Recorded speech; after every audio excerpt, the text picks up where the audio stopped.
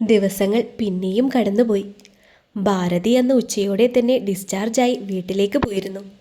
ഹോസ്പിറ്റലിൽ നടന്ന ആ സംഭവത്തിന് ശേഷം പൂർവി അവൻ്റെ മുഖത്ത് നോക്കാറില്ല. അത് അവനോടുള്ള ഇഷ്ടക്കേട് കൊണ്ടല്ല, മറിച്ച് അവൻ്റെ മുഖം കാണുമ്പോഴുള്ള ചമ്മലും നാണവും കൊണ്ടാണ്. അത് ശ്രീക്ക് മനസ്സിലായിരുന്നു എന്തുകൊണ്ടാണ് അവൾ തന്നെ അഭിമുഖീകരിക്കാതിരിക്കുന്നത് എന്നുള്ളത്. പക്ഷേ അവനും ആസ്വദിക്കുകയായിരുന്നു. അറിയാതെ താൻ മുന്നിൽ പെട്ടാലുള്ള അവളുടെ കവിളിലെ ചുവപ്പ്, മിഴികളിലെ പിടപ്പ്, അവളുടെ വെപ്രാളമെല്ലാം. അവൻ ഒരുപാട് തവണ അവളോട് സംസാരിക്കാൻ ശ്രമിച്ചുവെങ്കിലും അവൾ അതിൽ നിന്നൊക്കെ വളരെ വിദഗ്ധമായി ഒഴിഞ്ഞുമാറിക്കൊണ്ടിരുന്നു. കടയിൽ നിന്നാണേ അവൻ കയറി വരുന്നത് കാണുമ്പോൾ തന്നെ അവൾ ജിഷയെ വിളിച്ച് കൂടെ നിർത്തും. ഒറ്റയ്ക്ക് അവൻ്റെ മുൻപിലേക്ക് ചെല്ലാതിരിക്കാൻ അവളും ശ്രദ്ധിച്ചു. പൂർവി തന്നെ ഒഴിവാക്കാൻ ശ്രമിക്കുന്നത് കാണേ ശ്രീ ചവിട്ടിത്തുള്ളി അവളെ നോക്കി പേടിപ്പിച്ചുകൊണ്ട് വെട്ടിത്തിരിഞ്ഞ് അവിടെ നിന്ന് പോകും. അവൻ്റെ ആ പോക്ക് കാണെ പൂർവി വായിൽ കൈപ്പൊത്തി ആരും കാണാതെ ചിരിക്കും. അതുമല്ല, ഇപ്പോൾ കടയിൽ വരുന്നതും പോകുന്നതും ദിവാകരൻ്റെ കൂടെയാണ്. ഒരു ദിവസം ഭാരതി ദിവാകരനെ ഫോൺ ചെയ്തു വീട് വരെ ഒന്ന് വരണമെന്ന് പറഞ്ഞു വിളിപ്പിച്ചു. ദിവാകരൻ ഫോണും പിടിച്ച് എന്തിനായിരിക്കും ഭാരതി തന്നെ അങ്ങോട്ടേക്ക് വിളിച്ചത് എന്ന് ചിന്തിച്ചിരുന്നപ്പോഴാണ് ശ്രീജ അയാളുടെ അടുത്തേക്ക് വന്നത്. എന്താ ഏട്ടാ ഇത്ര ആലോചന? അന്നേരം ദിവാകരൻ ഭാരതി വിളിച്ച കാര്യം പറഞ്ഞു. ഞാനൊന്ന് അവിടെ ചെന്നിട്ട് വരാം എന്ന് പറഞ്ഞ് ദിവാകരൻ അവിടെ നിന്ന് ഇറങ്ങിപ്പോകുന്നതും നോക്കി ശ്രീജ. എന്താണാവോ കാര്യം എന്നാലോചിച്ചുകൊണ്ട് അവിടെ തന്നെ ഇരുന്നു. ഭാരതിയുടെ വീട്ടിൽ കോളിംഗ് ബെൽ അടിച്ചു കഴിഞ്ഞപ്പോൾ തന്നെ അകത്തു നിന്നും ഭാരതിയുടെ സ്വരം കേട്ടു. കേറിപ്പോരെ ദിവാകര. അത് കേട്ട് ദിവാകരൻ അകത്തോട്ട് കയറി ചെന്നു. അന്നേരം ദിവാൻ കോട്ടിൽ കിടന്ന ഭാരതി എഴുന്നേറ്റിരുന്നു കൊണ്ട് സെറ്റി ചൂണ്ടി കാണിച്ചുകൊണ്ട് പറഞ്ഞു, ഇരിക്ക് ദിവാകര. ദിവാകരൻ വിനയത്തോടെ ഓ എന്നും പറഞ്ഞ് അടുത്തുള്ള സോഫയിലിരുന്നു. എന്തിനാണ് തന്നെ വിളിച്ചത് എന്നുള്ള സംശയം അയാളുടെ മുഖത്ത് നിന്നും വായിച്ചെടുത്ത ഭാരതി നേരെ വിഷയത്തിലേക്ക് കടന്നു. പൂർവിയെ ഇനിയും വീട്ടിൽ തന്നെ നിർത്താനാണോ ഭാവം? അവൾക്ക് ആലോചനകൾ വല്ലതും നോക്കുന്നുണ്ടോ? അത് കേൾക്കി ദിവാകരൻ ഇല്ലെന്നർത്ഥത്തിൽ തല ചലിപ്പിച്ചു. ഒരു പ്രാവശ്യം ഒരു അബദ്ധം സംഭവിച്ചു എന്ന് വിചാരിച്ച് എല്ലായ്പ്പോഴും അങ്ങനെ നടക്കണമെന്നുണ്ടോ? ഇത്തിരി ഗൗരവത്തോടെയാണ് ഭാരതി അത് പറഞ്ഞത്. എനിക്ക് ആഗ്രഹമില്ലാഞ്ഞിട്ടല്ല കാർത്തിയുടെ അമ്മേ, ഇനിയൊരു കല്യാണത്തിന് അവൾ സമ്മതിക്കുമെന്ന് എനിക്ക് തോന്നുന്നില്ല. പിന്നെ ഒരു രണ്ടാം കെട്ടുകാരിയുടെ സ്ഥാനമല്ലേ ഇനി എൻ്റെ മോളെ തേടി വരൂ എന്ന് പറഞ്ഞ് ദിവാകരൻ നിറഞ്ഞു വന്ന കണ്ണുകൾ തുടച്ചു. അവൾക്ക് യോഗ്യനായ ഒരുത്തനെ കണ്ടെത്തണ്ടേ? ഇനിയും അബദ്ധം പറ്റാൻ പാടില്ലല്ലോ. അത് കേട്ട ഭാരതി, എന്നാ ദിവാകര ഞാനൊരു കാര്യം പറയട്ടെ. പൂർവിയെ എൻ്റെ മോളായി എടുക്കുന്നതിൽ ദിവാകരന് വിരോധമുണ്ടോ? അത് കേൾക്കെ അവർ പറഞ്ഞതിൻ്റെ പൊരുൾ മനസ്സിലാവാതെ ദിവാകരൻ അവരെ തന്നെ നോക്കി. അത് മനസ്സിലാക്കിയതുപോലെ ഭാരതി പറഞ്ഞു, എനിക്ക് ആണും പെണ്ണുമായി ഒന്നേ ഉള്ളൂ. അവനു വേണ്ടി പൂർവിമോളെ തന്നൂടെ? ഞാൻ പൊന്നുപോലെ നോക്കിക്കോളാം. അത് കേൾക്കി ദിവാകരൻ ആദ്യം പൊട്ടനെ പോലെ ഇരുന്നു, ഒന്നും പറയാൻ കഴിയാതെ. പിന്നെ ഭാരതി പറഞ്ഞ വാക്കുകൾ മനസ്സിൽ വീണ്ടും മുഴങ്ങിക്കേട്ടപ്പോൾ താൻ കേട്ടത് സത്യമാണോ എന്നറിയാൻ വീണ്ടും ഭാരതിയുടെ മുഖത്തേക്ക് നോക്കി. പിന്നെ നിറഞ്ഞ മിഴിയാലെ ഭാരതിക്ക് നേരെ കൈകൾ കൂപ്പി. അത് കാണെ ഭാരതി ഒരു പുഞ്ചിരിയോടെ അയാളെ നോക്കി. രേഷ്മയുടെ ശരീരത്തിൽ നിന്നും ഉണ്ണി കിതച്ചുകൊണ്ട് മാറിക്കിടന്നു. അത് കാണെ ഉള്ളിലടുക്കിയ ദേഷ്യത്തോടെ രേഷ്മ പുതപ്പ് വലിച്ച് നെഞ്ചിലേക്കിട്ടു. അമർഷത്തോടെ ഉണ്ണിയെ നോക്കിക്കൊണ്ട് പറഞ്ഞു, ഉണ്ണിയേട്ടാ, എനിക്കൊട്ടും സാറ്റിസ്ഫൈഡ് ആയില്ല നമ്മുടെ ഈ കൂടിച്ചേരൽ. അത് കേൾക്കെ ഉണ്ണി അവളെ നെറ്റി ചുളിച്ചുകൊണ്ട് നോക്കി. നീ എന്താ പറഞ്ഞു വരുന്നത് രേഷു? എനിക്ക് മനസ്സിലായില്ല. നോക്കുണ്ണി, ഞാൻ ഉണ്ണിയിൽ നിന്ന് പലതും ആഗ്രഹിക്കുന്നുണ്ട്.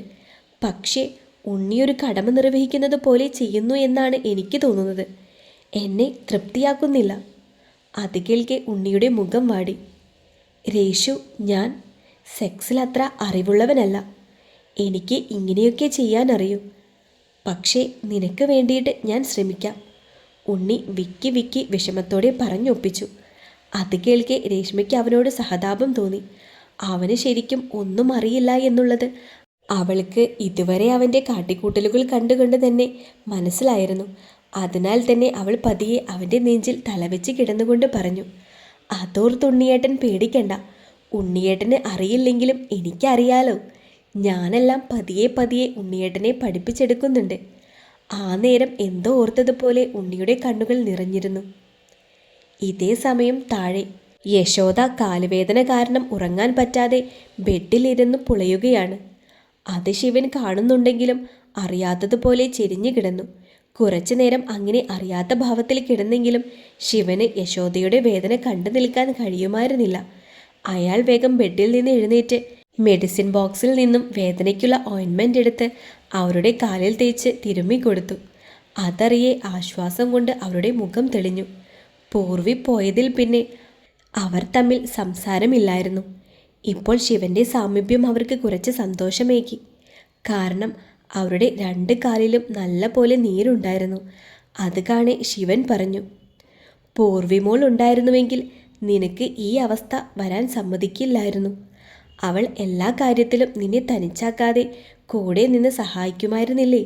യശോദേ, എന്തിനാണ് നീ ആ പാവത്തിനോട് അങ്ങനെയൊക്കെ ചെയ്തത്?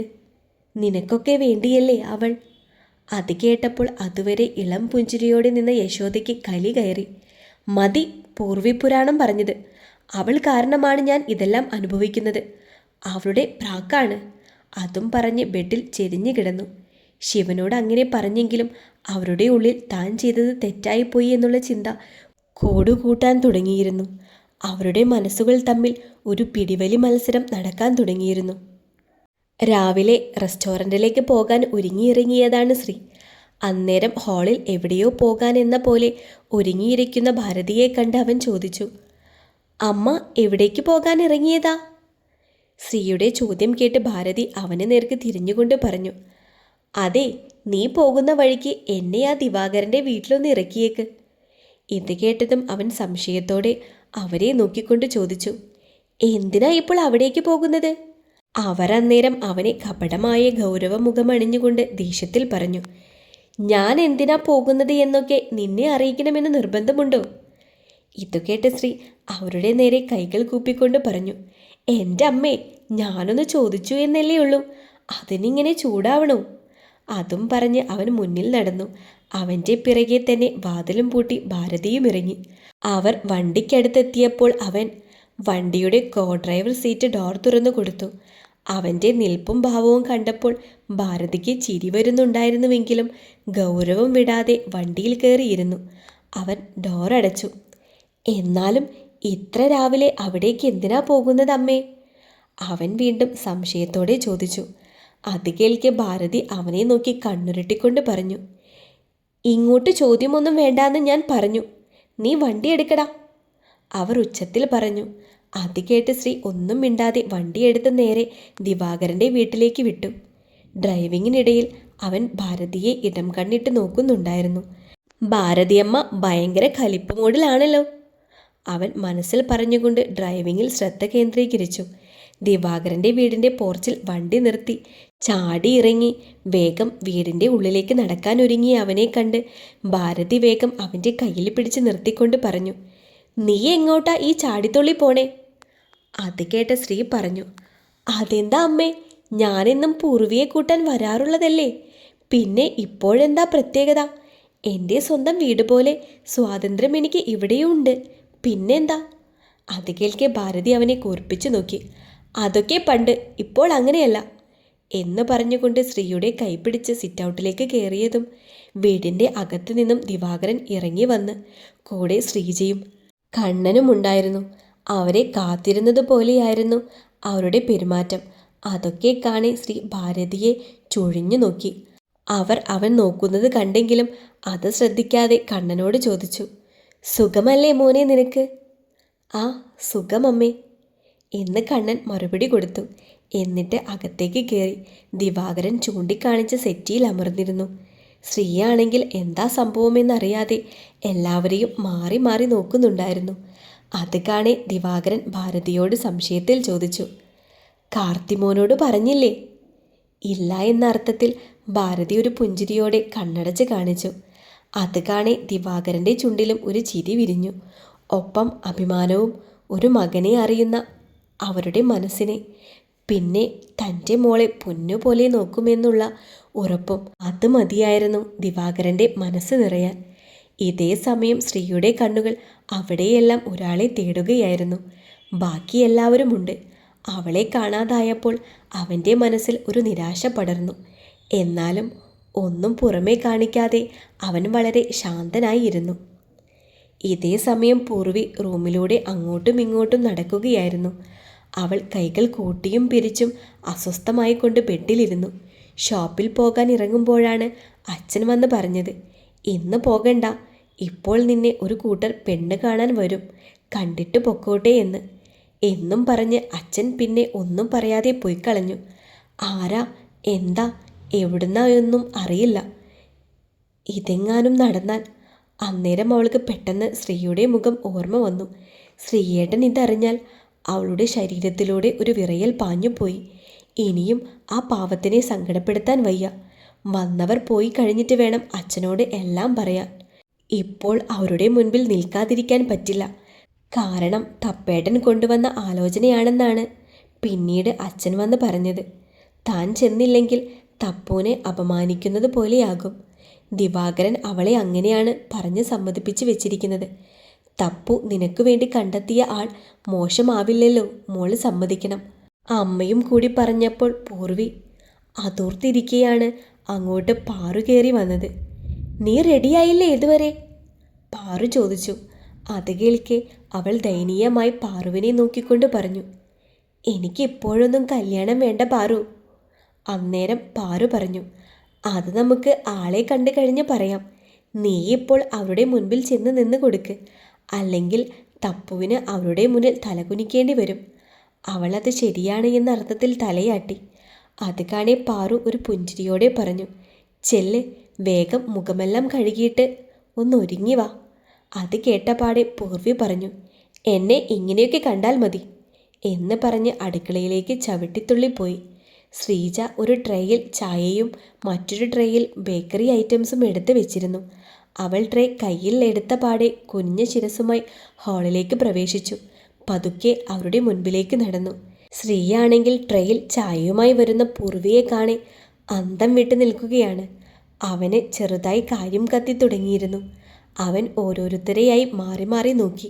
എല്ലാവരുടെയും മുഖത്തെ കള്ളച്ചിരി കാണെ എല്ലാവരും അറിഞ്ഞുകൊണ്ടുള്ള പണിയാണെന്ന് അവന് മനസ്സിലായി. ഒപ്പം സന്തോഷം കൊണ്ട് അവന് അവിടെ നിന്ന് തുള്ളിച്ചാടാൻ തോന്നി.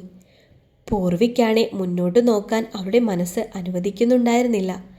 കാൽഭാഗം സാരി കണ്ട ഭാഗത്തേക്ക് മടിച്ച് മടിച്ച് അവൾ ട്രേ നീട്ടിയതും ദിവാകരൻ അവളോടായി പറഞ്ഞു, ചെക്കൻ ആദ്യം കൊടുക്കുമോളെ. അത് കേൾക്കെ പൂർവി സാരിയുടെ അടുത്തായി കാണുന്ന മുണ്ടുടുത്ത കാൽപാദത്തിനടുത്തേക്ക് മെല്ലെ ചലിച്ചു. മുഖമുയർത്തി നോക്കാതെ തന്നെ അവൾ ആ ഭാഗത്തേക്ക് ട്രേ തിരിച്ചു. പൂർവി ശ്രീയെ നോക്കുന്നില്ല എന്ന് കണ്ട് ഭാരതി പൂർവിയോടായി പറഞ്ഞു, എൻ്റെ മോനെ ഒന്ന് നോക്കുമോളെ. നോക്കിയാലല്ലേ ചെക്കൻ എങ്ങനെയുണ്ടെന്ന് അറിയാൻ പറ്റൂ. തൻ്റെ അരികിൽ നിന്ന് കേൾക്കുന്ന പരിചിതമായ ശബ്ദം കേട്ട് പൂർവി ഞെട്ടി മുഖമുയർത്തി. അന്നേരം തന്നെ കണ്ണെടുക്കാതെ നോക്കുന്ന ശ്രീയെ കണ്ടതോടെ അവൾ ഞെട്ടലോടെ സൈഡിലേക്ക് നോക്കി. അന്നേരം കാണുന്നത് പുഞ്ചിരിയോടെ തന്നെ നോക്കുന്ന ഭാരതിയെയാണ്. പൂർവിയാണെ വിശ്വാസം വരാതെ അവിടെ തറഞ്ഞു നിന്നു പോയെങ്കിലും സ്വബോധം വീണ്ടെടുത്ത് ഒട്ടും പ്രതീക്ഷിക്കാതെ അവിടെ കണ്ട വെപ്രാളത്തിൽ ട്രേയിലുള്ള ചായ അവർക്ക് കൊടുക്കാതെ വേഗം അകത്തേക്ക് വലിയാനൊരുങ്ങി. അത് കാണെ ഭാരതി വേഗം പറഞ്ഞു, ചെറുക്കൻ ചായ എടുത്തില്ല. അത് കേൾക്കെ അവിടെ കൂട്ടച്ചിരി മുഴങ്ങി. പൂർവിയാണെ ചമ്മലോടെ ശ്രീക്കും ഭാരതിക്കും ചായ കൊടുത്തുകൊണ്ട് വേഗം ശ്രീജയുടെ അടുത്ത് പോയി നിന്നു. കണ്ണൻ അന്നേരം ഇടയിൽ കയറി പറഞ്ഞു, ചെറുക്കനും പെണ്ണിനും എന്തെങ്കിലും സംസാരിക്കാനുണ്ടോ? അത് കേട്ടപാടെ പൂർവി ഇല്ല എന്നർത്ഥത്തിൽ തലയാട്ടി. പക്ഷേ ശ്രീ പെട്ടെന്ന് ചാടി എഴുന്നേറ്റുകൊണ്ട് പറഞ്ഞു, എനിക്ക് സംസാരിക്കാനുണ്ട്. ഇത് കേട്ട് ചിരി സഹിക്കാൻ കഴിയാതെ ദിവാകരൻ വാപ്പൊത്തി. കൂടെ ശ്രീജയും പാറുവും കണ്ണനും ചിരി കടിച്ചമർത്തി നിന്നു. മോളെ, കാർത്തിമോനെയും കൂട്ടി പുറത്തേക്ക് ചെന്നോളൂ, ദിവാകരൻ ചെറുചിരിയോടെ പറഞ്ഞു. അത് കേട്ടപാടെ ശ്രീ വീണ്ടും ചാടിക്കേറി പറഞ്ഞു, പുറത്ത് വേണ്ട, പുറത്ത് നല്ല വെയിലാണ്. ഞങ്ങൾ പൂർവിയുടെ റൂമിൽ നിന്ന് സംസാരിച്ചോളാം. അത് കേട്ട് ഭാരതി ഇവനിതെന്താ പറയുന്നേ, നശിപ്പിച്ചു എന്ന രീതിയിൽ തലയ്ക്ക് കൈകൊടുത്തിരുന്നു പോയി. എന്നാൽ അവളുടെ ചുടിയിൽ ചെറിയൊരു പുഞ്ചിരി മിന്നിമാഞ്ഞു. ശ്രീ പറഞ്ഞു കഴിഞ്ഞാണ് ചിന്തിച്ചത് താൻ എന്താണ് പറഞ്ഞത് എന്ന്. അതോർക്കെ അവൻ ചമ്മലോടെ എല്ലാവരെയും നോക്കി. അപ്പോഴേക്കും പൂർവി നാണത്തോടെ അവളുടെ മുറിയിലേക്ക് ഓടിയിരുന്നു. എനിക്ക് ചെറുതായി വിയർപ്പിൻ്റെ അസുഖമുണ്ട്, അതാണ് ഞാൻ മുറിയിൽ മതിയെന്ന് പറഞ്ഞത്. അവനൊരു വിക്കലോടെ പറഞ്ഞ് എല്ലാവരുടെയും മുഖത്തേക്ക് നോക്കി. എല്ലാവരും മനസ്സിലായി എന്ന രീതിയിൽ തലയാട്ടിയതും കണ്ണൻ വാളിയ എന്ന് പറഞ്ഞ് സ്ത്രീയെ തോളിൽ കൂട്ടി ചേർത്ത് പിടിച്ച് പൂർവിയുടെ മുറിയുടെ മുൻപിൽ കൊണ്ട് ചെന്ന് നിർത്തി.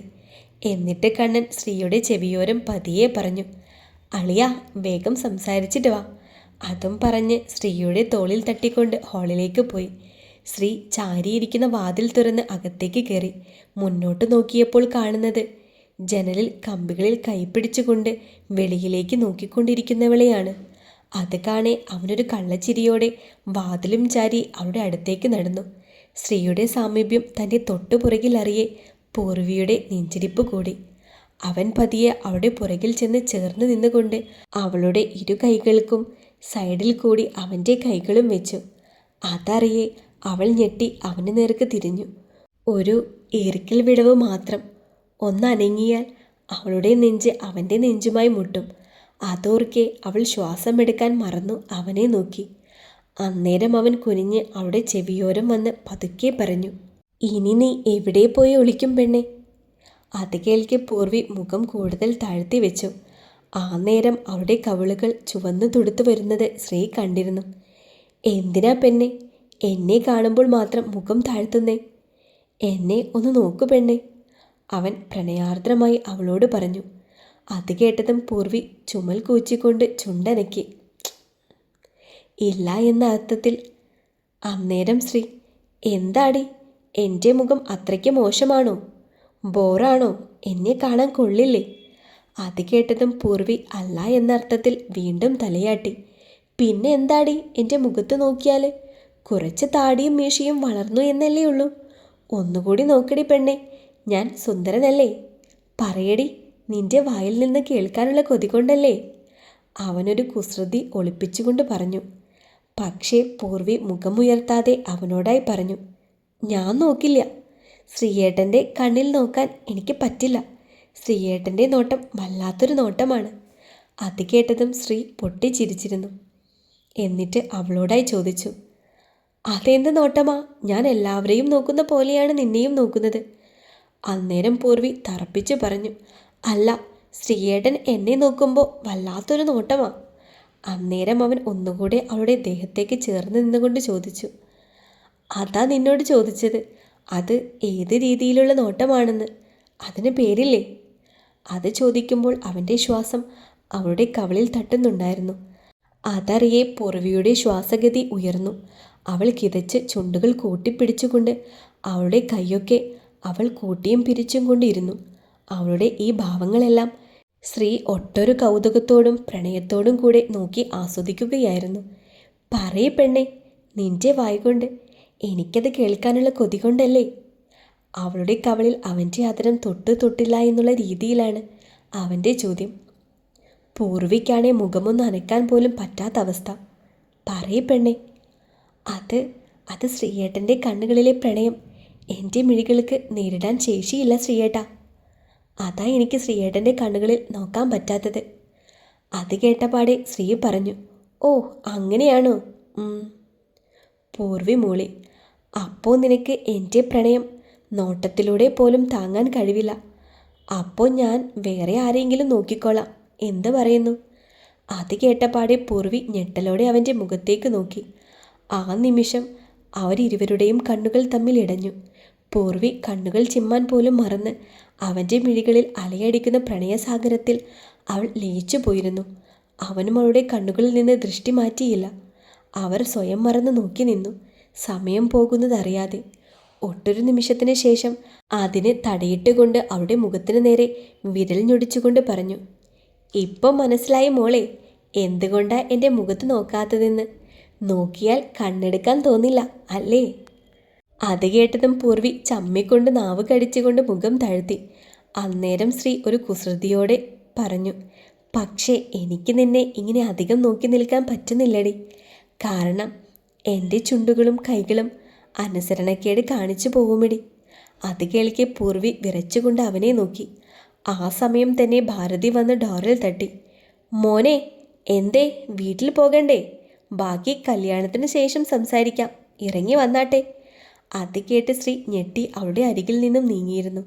എന്നിട്ട് ദേഷ്യത്തോടെ മനസ്സിൽ പറഞ്ഞു, ഷേ, നശിപ്പിച്ചു. ഒരു ഫ്ലോയിൽ വന്നതായിരുന്നു, നശിപ്പിച്ചു ഈ അമ്മ. അത് പറഞ്ഞ് അവൻ ഒന്നുകൂടി അവളെ നോക്കിക്കൊണ്ട് ചുണ്ടു കൂർപ്പിച്ചു ഉമ്മ എന്ന ആക്ഷൻ കാണിച്ച് പുറത്തേക്ക് നടന്നു. അത് കണ്ടതും പൂർവി ശ്വാസം ആഞ്ഞു വലിച്ചുകൊണ്ട് അവിടെ നിന്നു.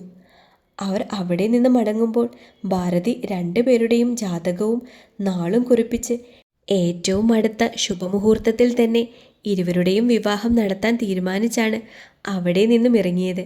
എല്ലാം ദിവാകരനെ തന്നെ ഏൽപ്പിച്ച് ഭാരതിയും ശ്രീയും പോയ പുറകെ കണ്ണൻ പാറുവിനെ ചുറ്റിപ്പിടിച്ചു മുറിയിലേക്ക് കയറി. റൂമിലെത്തിയപ്പോൾ തന്നെ പാറു വിതുമ്പിക്കൊണ്ട് കണ്ണൻ്റെ നെഞ്ചിലേക്ക് വീണിരുന്നു. കണ്ണൻ അവളെ ചേർത്ത് പിടിച്ച് അവളുടെ പുറത്തു തട്ടി ആശ്വസിപ്പിച്ചുകൊണ്ടിരുന്നു. എന്നിട്ട് പാറുവിനോട് പറഞ്ഞു, ഇപ്പോൾ സന്തോഷമായില്ലേ? അവൾ അതേ എന്നർത്ഥത്തിൽ തല കുലുക്കി. യശോദ കിച്ചണിൽ തിരക്കിട്ട് ചോറും കൂട്ടാനും ഉണ്ടാക്കുന്ന തിരക്കിലാണ്. അന്നേരമാണ് രേഷ്മ അങ്ങോട്ട് വന്നത്. അമ്മേ, ഫുഡൊക്കെ റെഡിയായോ? അവരിപ്പോൾ എങ്ങെത്തും? അത് കേട്ട് യശോദയ്ക്ക് കലി കയറി. എന്നാ നിനക്ക് എന്നെ ഒന്ന് വന്ന് സഹായിച്ചൂടെ? ഞാൻ ഈ വയ്യാത്ത കാലം വെച്ചല്ലേ ഇതൊക്കെ ചെയ്യുന്നത്. അത് കേട്ട് രേഷ്മ, അയ്യോ അമ്മേ, അമ്മയുടെ കൂടെ അടുക്കളയിൽ കയറിയാൽ എൻ്റെ നെയിൽ പോളിഷ് എല്ലാം പോകില്ലേ? അതുമല്ല, ഈ സദ്യ പോലെയുള്ളതൊന്നും ഉണ്ടാക്കാൻ എനിക്കറിയില്ല. എൻ്റെ അമ്മ എന്നെ അടുക്കളയിൽ കയറാൻ പോലും വിടില്ല. അത് കേട്ട് യശോദ പിറുപിറുത്തു. ആദ്യം ആ അമ്മയ്ക്കിട്ട് കൊടുക്കണം, മോളെ ഈ വിധം വളർത്തി വെച്ചേക്കുന്നതിന്. അവരുടെ പിറുപിറുക്കൽ കേൾക്കെ രേഷ്മ ചോദിച്ചു, അമ്മ എന്തെങ്കിലും പറഞ്ഞോ?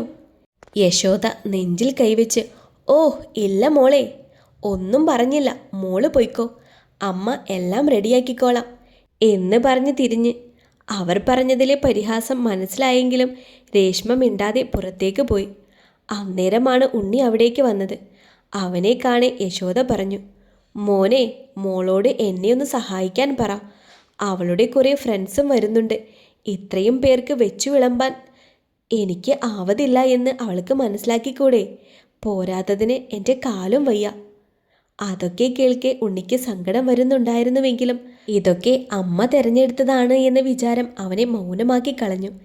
എന്നിട്ട് അമ്മയോടായി പറഞ്ഞു, ഞാൻ സഹായിക്കാം അമ്മേ, അവൾ ഇതൊന്നും ചെയ്യുമെന്ന് തോന്നുന്നില്ല എന്ന് പറഞ്ഞ് അടുക്കളയിൽ കയറി ചിക്കനെല്ലാം കഴുകി പച്ചക്കറിയെല്ലാം അരിഞ്ഞ് അവരെ സഹായിച്ചു.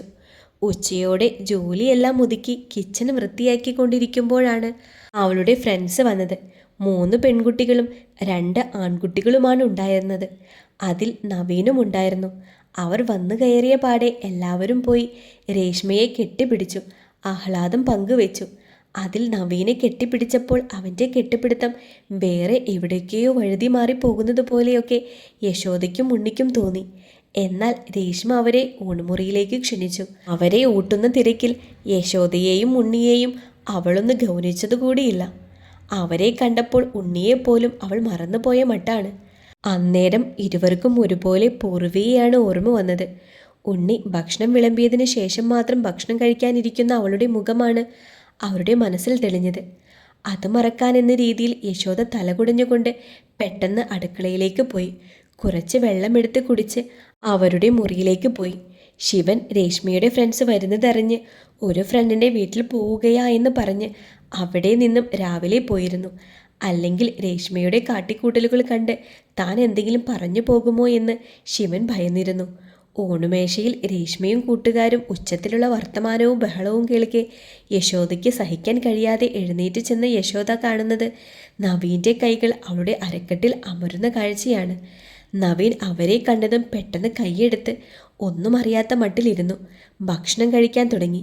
യശോദ കണ്ടു എന്ന് രേഷ്മയ്ക്കും മനസ്സിലായെങ്കിലും അവൾ അതൊന്നും കൂസാതെ അവനോട് ചേർന്ന് നിന്ന് വിളമ്പിക്കൊടുത്തുകൊണ്ടിരുന്നു. യശോദ പെട്ടെന്ന് ഉണ്ണിയുടെ അടുത്തേക്ക് ചെന്നു. അവർ ചെല്ലുമ്പോൾ കാണുന്നത് കിച്ചണിൻ്റെ വാതിലിൻ്റെ സൈഡിൽ കണ്ണുമടച്ച് ചുമർ ചാരി നിൽക്കുന്ന ഉണ്ണിയെയാണ്. അത് കാണെ അവർ ഉണ്ണിയുടെ അടുത്ത് ചെന്ന് ചോദിച്ചു, നീ വല്ലതും കണ്ടോ മോനെ? അവൻ്റെ കണ്ണിൽ നിന്നും കണ്ണുനീർ വരുന്നത് കാണെ യശോദയുടെ ഉള്ളം പിടഞ്ഞു. അവർക്ക് ദേഷ്യവും സങ്കടവും സഹിക്കാൻ വയ്യാതെ പറഞ്ഞു, അവളെ ഇവിടെ നിന്നും അടിച്ചിറക്കണം, ഇപ്പോൾ തന്നെ. അത് കേട്ടപാടെ ഉണ്ണി ചുവന്ന മിഴിയാലെ അവരോട് പറഞ്ഞു. അമ്മ മിണ്ടരുത്, ഉണ്ണി രോഷത്താൽ ഒച്ചയധികം ഉയർത്താതെ പറഞ്ഞു. ഇത് അമ്മ എനിക്ക് കണ്ടുപിടിച്ച് തന്ന ജീവിതമാണ്. അത് എന്തായാലും അനുഭവിക്കാൻ ഞാൻ മനസ്സുകൊണ്ട് ഒരുങ്ങിക്കഴിഞ്ഞു. പൂർവി, അവളെ വേദനിപ്പിച്ചതിനുള്ള ശിക്ഷ കിട്ടിത്തുടങ്ങി അമ്മേ, എനിക്കും അമ്മയ്ക്കും. അന്നേരം യശോദ അതൊന്നും കേൾക്കാൻ നിൽക്കാതെ പറഞ്ഞു, മോനെ, ഇവളെ ഒരു നിമിഷം ഇവിടെ വെച്ച് പൊറുപ്പിക്കാൻ ഞാൻ സമ്മതിക്കില്ല. അന്നേരം അവനൊരു പുച്ഛത്തോടെ അവരോടായി പറഞ്ഞു, രേഷ്മയെ ഉപേക്ഷിച്ച് അടുത്തതിനെ കെട്ടണമായിരിക്കും അല്ലേ? മനുഷ്യനാണ് അമ്മേ, കല്ലുകൊണ്ടുണ്ടാക്കിയതല്ല. അമ്മയ്ക്ക് തോന്നുമ്പോൾ മാറി മാറി കല്യാണം കഴിക്കാൻ അമ്മ ഉണ്ടാക്കി തന്ന ജീവിതമാണിത്. പൂർവി, അവളെ വേദനിപ്പിച്ചതിന് അമ്മയ്ക്കും കൂടിയുള്ള ശിക്ഷയാണ് ഇനിയുള്ള എൻ്റെ ജീവിതം. എല്ലാത്തിനും കാരണം അമ്മയാ. എൻ്റെ നല്ല ജീവിതം നശിപ്പിച്ച അമ്മ തന്നെ ഞാൻ ജീവനോടെ ഉരുക്കിത്തീരുന്നത് കണ്ണു തുറന്ന് കാണും എന്ന് പറഞ്ഞ് കണ്ണും തുടച്ച് അവൻ അടുക്കള വശത്ത് നിന്നും ഇറങ്ങി വീടിൻ്റെ മുൻപിലിരുന്ന അവൻ്റെ വണ്ടിയും എടുത്ത് പുറത്തേക്ക് പോയി. ഉണ്ണി പറഞ്ഞിട്ട് പോയ വാക്കുകൾ കേൾക്കെ യശോദ സ്തബ്ധയായി അവിടെ തന്നെ തറഞ്ഞു നിന്നു പോയി. അവരുടെ ചെവിയിൽ ഉണ്ണി പറഞ്ഞ വാക്കുകൾ മുഴങ്ങിക്കേട്ടുകൊണ്ടിരുന്നു. തന്നോട് എതിര് പറയാത്ത മോൻ, താൻ പറയുന്നത് അക്ഷരം പ്രതി അനുസരിക്കുന്നവൻ, തനിക്കുള്ള ശിക്ഷയാണ് ഇനിയുള്ള അവൻ്റെ ജീവിതം. അതോർക്കെ അവർക്ക് പെട്ടെന്ന് തൻ്റെ കൈകാൽ കുഴയുന്നത് പോലെ തോന്നി. വെട്ടിയിട്ട വാഴ വീഴുന്നത് പോലെ യശോദ ഇടത്തേക്ക് ചെരിഞ്ഞു വീണു. വീഴുന്ന വീഴ്ചയിൽ സ്ലാബിൽ അവരുടെ തല ശക്തമായി ഇടിച്ചിരുന്നു. ഇതൊന്നും അറിയാതെ രേഷ്മയും ഫ്രണ്ട്സും അവരുടെ ലോകത്തായിരുന്നു.